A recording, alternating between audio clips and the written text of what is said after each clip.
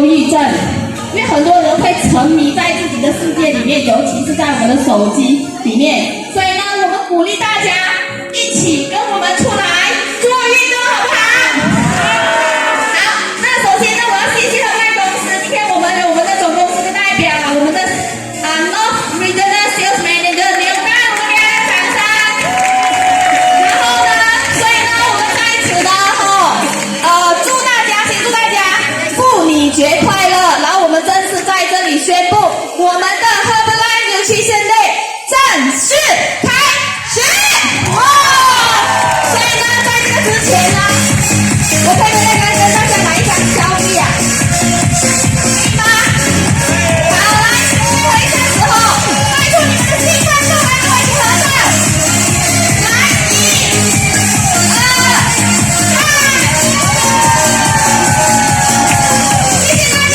好，我们的主持棒交给我们今天最棒主持人童小春。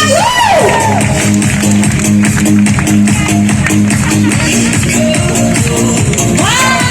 我们再给我们的谢老婆一个热烈的掌声，谢谢他为我们主持今天的开幕哈。OK， 那你们都准备好了吗？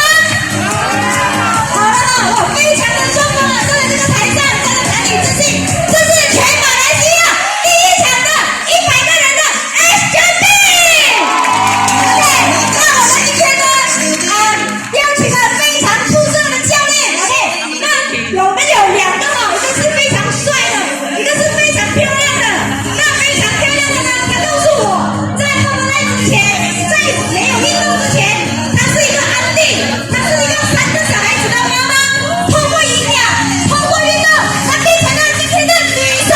我们有请佩老教练。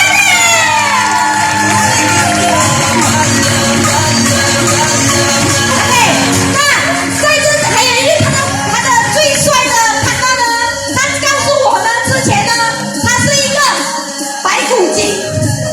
白骨精是怎样的？就是瘦的，他自己也不要看镜子的。可是呢，同样的，通过Herbalife这个营养，通过运动，他现在变成了男神。我们有请Rex教练。那接下来呢，我们就交由了百人跳床。